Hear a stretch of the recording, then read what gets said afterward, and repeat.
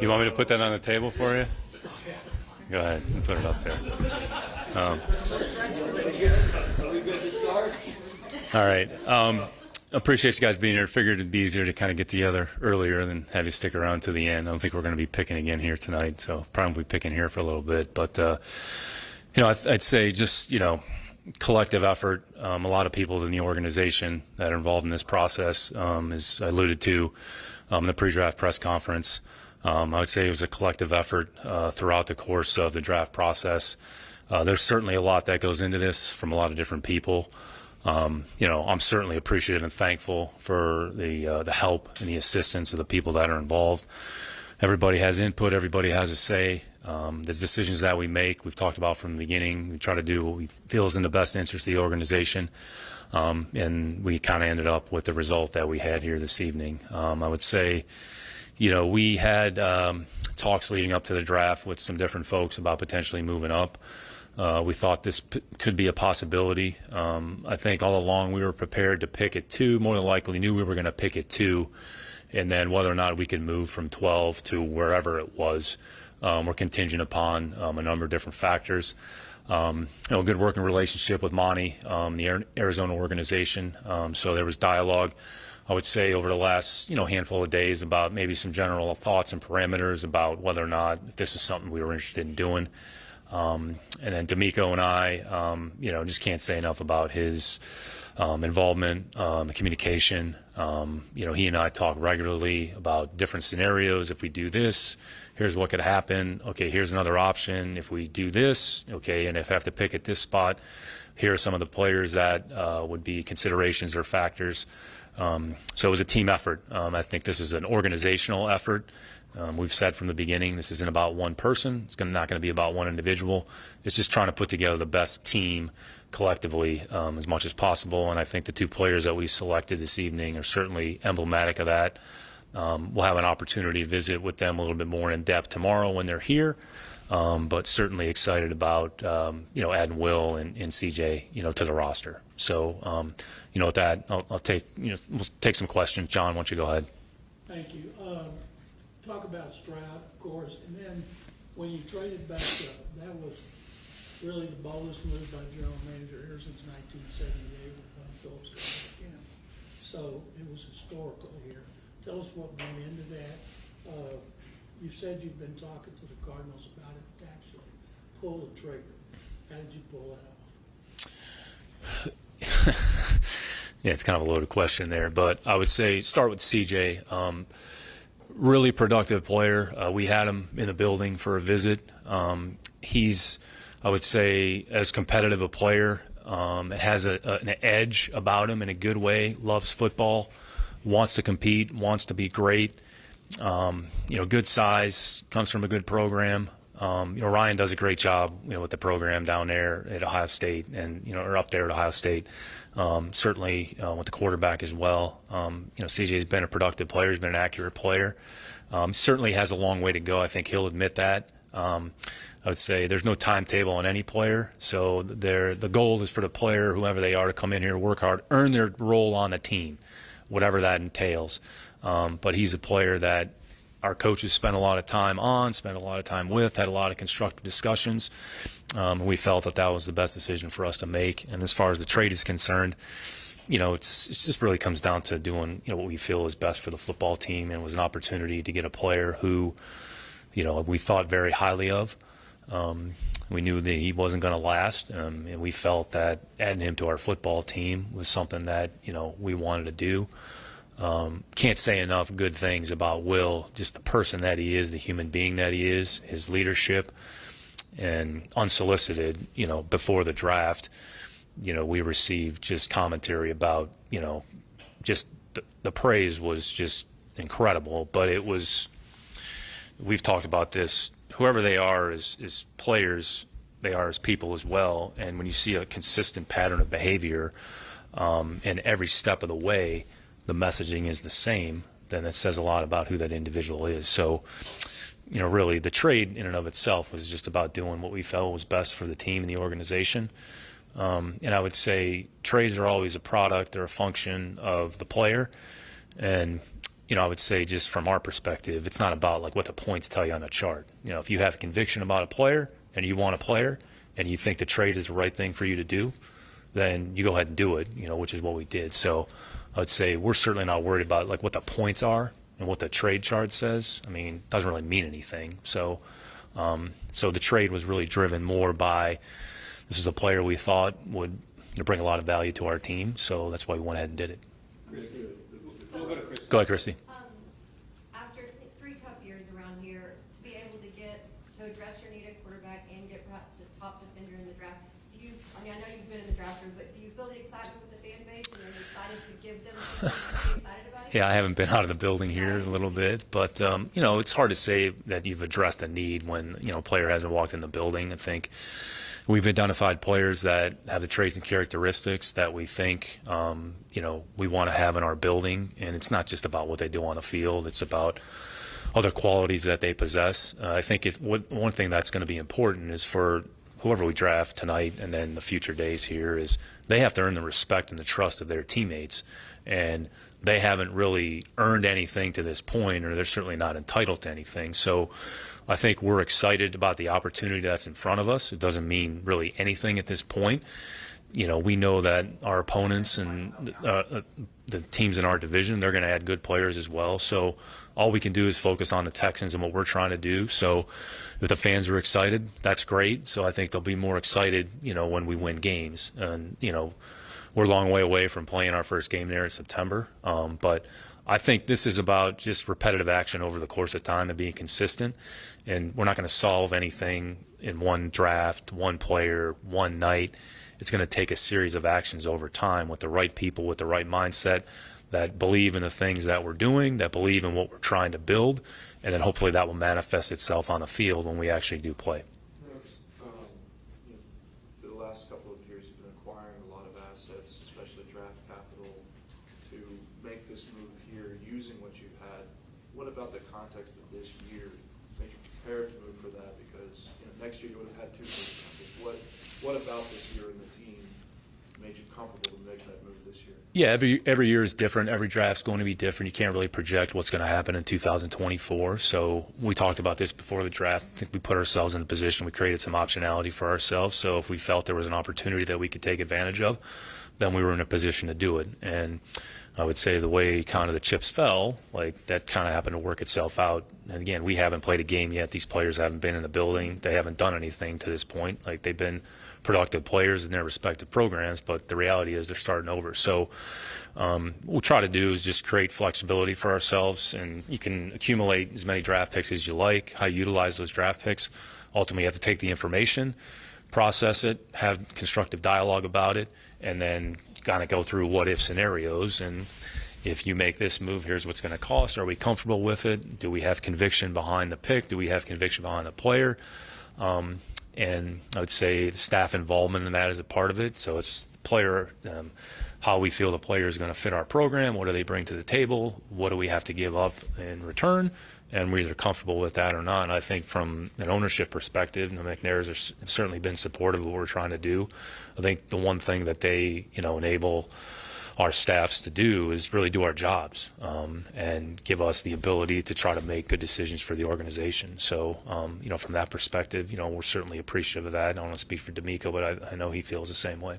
Aaron and Jonathan, when you have a chance to draft a CD Stroud and 2 in a row right after Bryce goes off, how much was it that you felt good that you scouted both guys, kind of had an understanding of both quarterbacks, and then once one's not available, that you have a another quarterback? Yeah, and it's not really specific to the quarterback position here. And really our responsibility and job is to know each position kind of top to bottom and know who the players are, what are their strengths, what are their weaknesses, what's the role that you potentially could envision for them. It doesn't really mean anything, though, until they actually get here. So, but having an overall understanding of the board top to bottom and then across positions, like that's our job, that's our responsibility when we scout and evaluate players. So, and I think we've done that along the way. We've talked about this. I mean, Lip and the college staff do an unbelievable job. So, but that's what they're here to do. So everybody has a job, everybody has responsibility. Every player is important. So however many players we ended up with on the board, the final count, whatever that was, Like, we're going to know those players, and, we're over the last week or so, we've talked about players that are not going to get drafted that we would want to add to our team. So it's not, well, let's focus on like these two players, these couple players at this position. We really focus on, let's call it however many players there are. It's probably 150 to 200 players, including some of the undrafted players. So our job is to know those players, what they bring to the table, what's the opportunity, when can we add them to the team. And then once they actually get here, then they're essentially starting over, and their progression is going to be based on how quickly they assimilate to our culture, what we're trying to do, and then a performance on the field will ultimately dictate who's going to play. Jonathan and then Ed.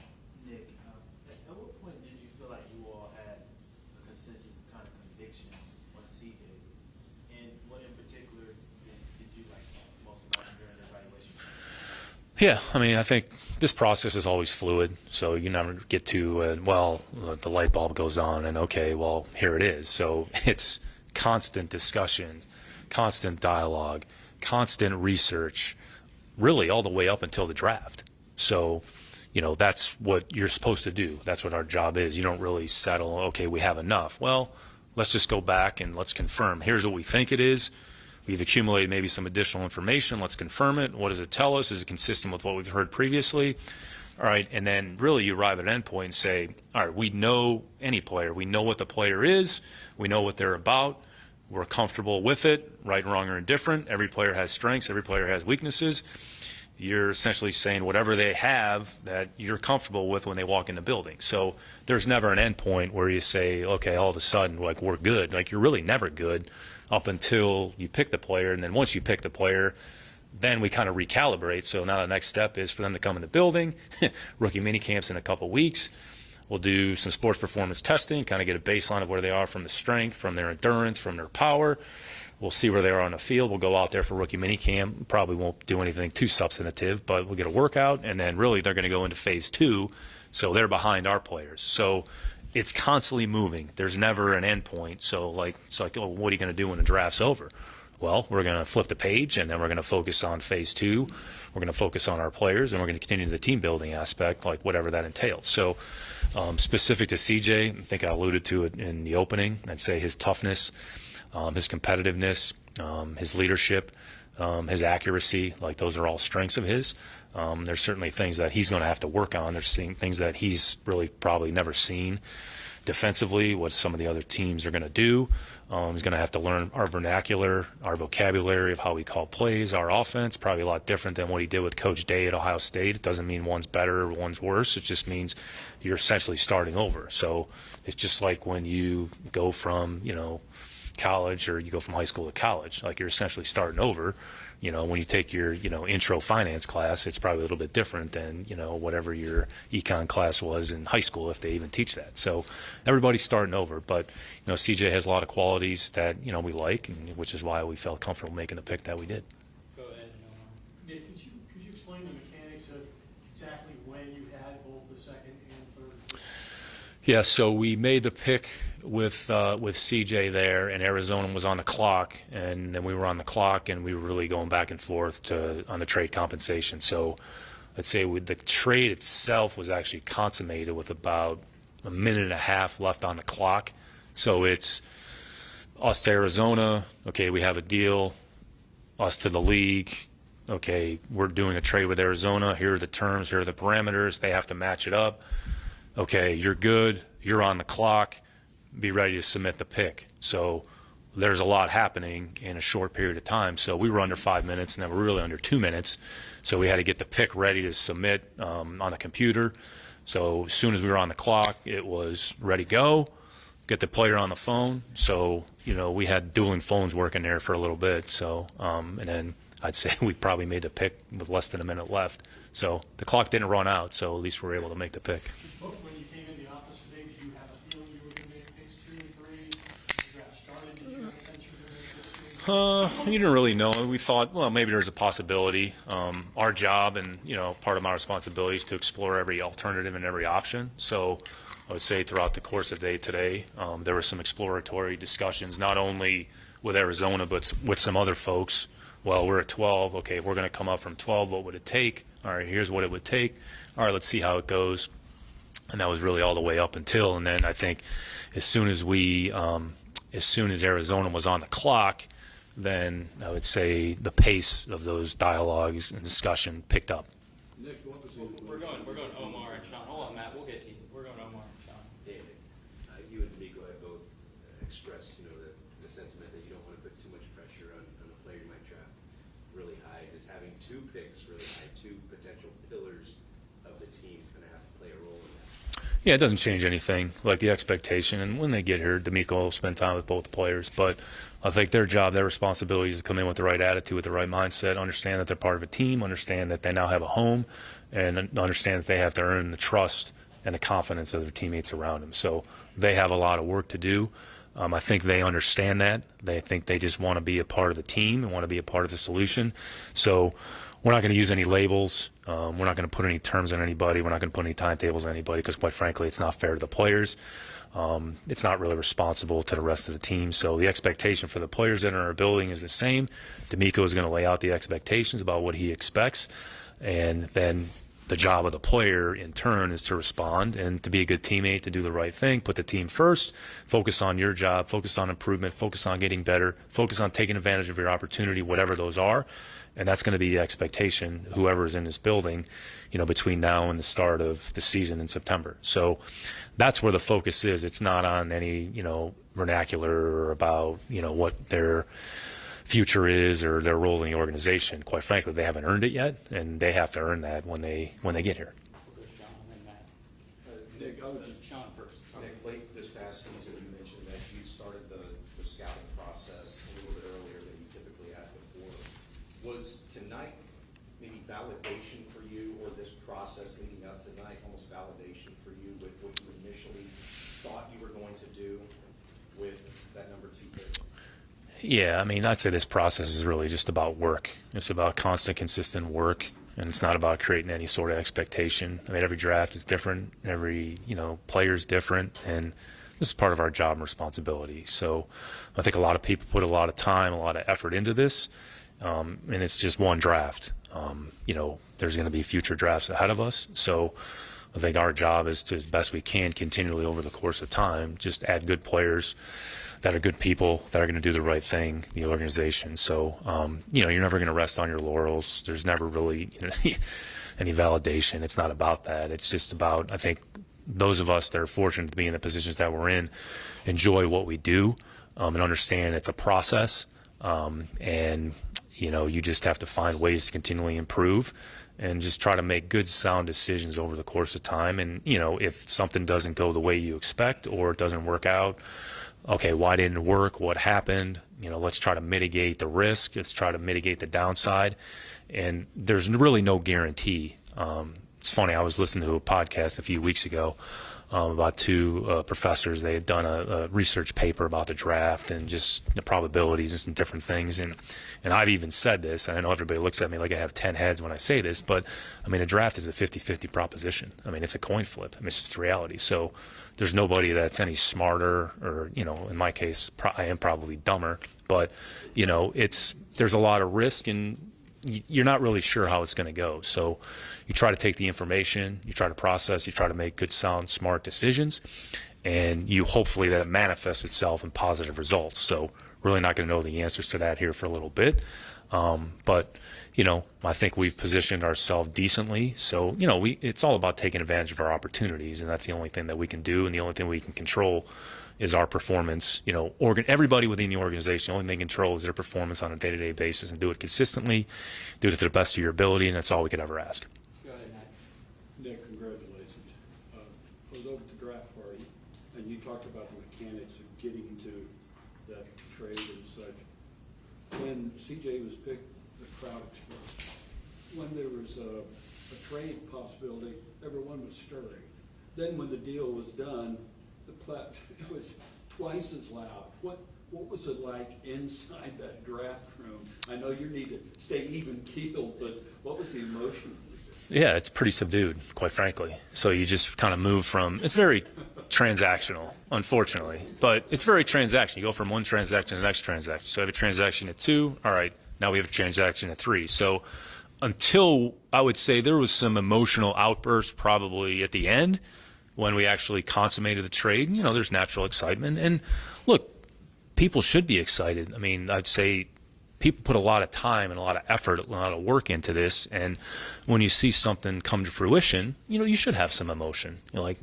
I get emotional as well. I know it doesn't appear that way, but but I think you also have to be realistic about where you are. So it's exciting. I think I'm probably better off not being at the draft party, but we have a job to do. So I know not to take the excitement out of it. Like, we should be excited.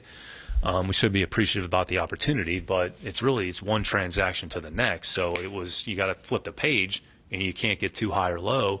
And then I think once we got to the end, I think, there's certainly some natural excitement, probably because, we knew they wouldn't have to stick around too late because we weren't picking the rest of the night. So, Were you showing teeth? pardon me? Were you showing teeth? I don't know. We'll see when the video comes out if I was showing teeth or not. So. I know the guys haven't been in the building yet, they still have to, you just mentioned kind of earn the heat on the field. But to that excitement part, what excites you the most about what you were able to do to add to this roster?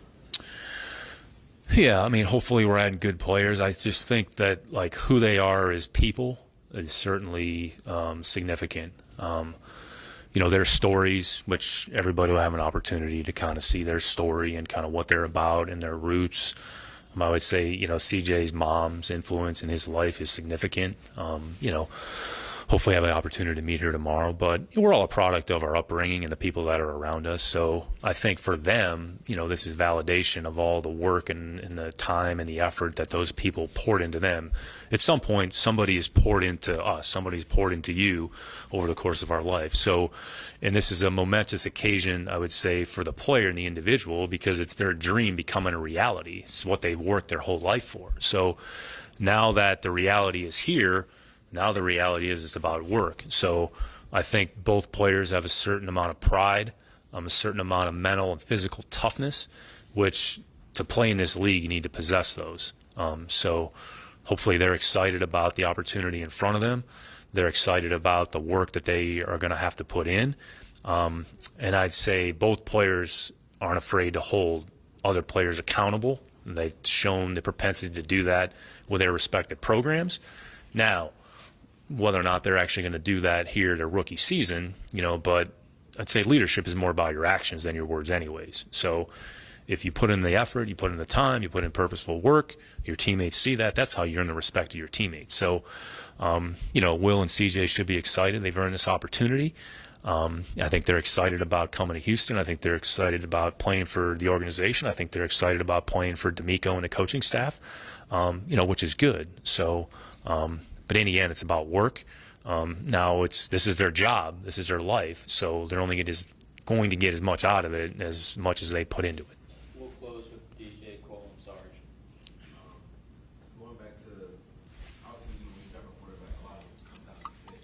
So what about C.J. Stroud was a good fit for the offense? How that going to run under a lot of slow? Yeah, well, we'll see exactly what that looks like. I mean, it's going to be, new system, a new offense. So I think, job of the staff, and I think, out in San Francisco, they showed the ability to that kind of, you build an offense around your players. It's not the other way around. So, and the players, what do they do well?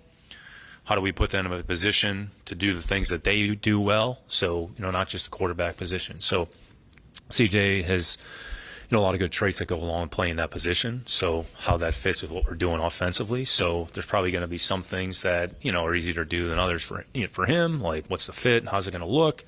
We'll see. We'll find out. That's part of learning. It's part of growing. It's part of adapting. It's part of adjusting. I mean, that's what the NFL is about. So there'll be things that he's going to probably be asked to do that he hasn't done before. Maybe there's some things mechanically that he hasn't done that we're going to coach, out of him or coach him on. So that's part of being a pro. That's part of, learning your craft and just trying to figure out, okay, what do they want me to do? Okay, how does that feel? How does that fit? And then just from a coaching standpoint, let's put the players in the best position and try to accentuate their strengths. Same thing with Will. Like, Will's going to be playing in a different system than he played in Alabama. Like, our defense is different than Nick's defense. So, okay, now we're in our defense. So, okay, how is that going to translate over? So we'll find out. So there's an ebb and flow of this a little bit, and it's going to take time. So, we have, it's April, whatever today is. So May, June, we'll get, 6 to 8 weeks of work. then take a little break, and then we'll come back for training camp. And training camp is we're going to build a foundation, and then we're going to really get a better evaluation of, where the players are, and then we'll see who's most ready to play, come September, whoever the opponent is. Last two, Cole. Nick, naturally, you can always go ahead and move up or down on the draft board, but when you look at the level of talent at certain positions that could be available when you're on the clock next in the third round, do you like the depth of where you have the other process? Yeah, no, it's a good question. We've actually looked at that and kind of, we know where we're positioned, so we have 65 and 73, and then the 2-4 is the fifth, 3-6, the 2-7. So we have a little bit of flexibility, and we'll do tonight. We'll go back, kind of see what's left, understanding there's probably going to be another 30-ish, 35 players that are probably selected before we pick. Could we move from 65 into the second round? There's a possibility, but that's going to be player driven. So I think we've identified some players that we like. We also understand we're going to lose players. That's the reality of it. So we're going to lose players along the way. But I think in that general range, kind of how we have the players graded relative to their value and potentially what their role could be, we think there'll be an opportunity to add some players to our team that, we'll be happy to have in the building. Last one, sorry.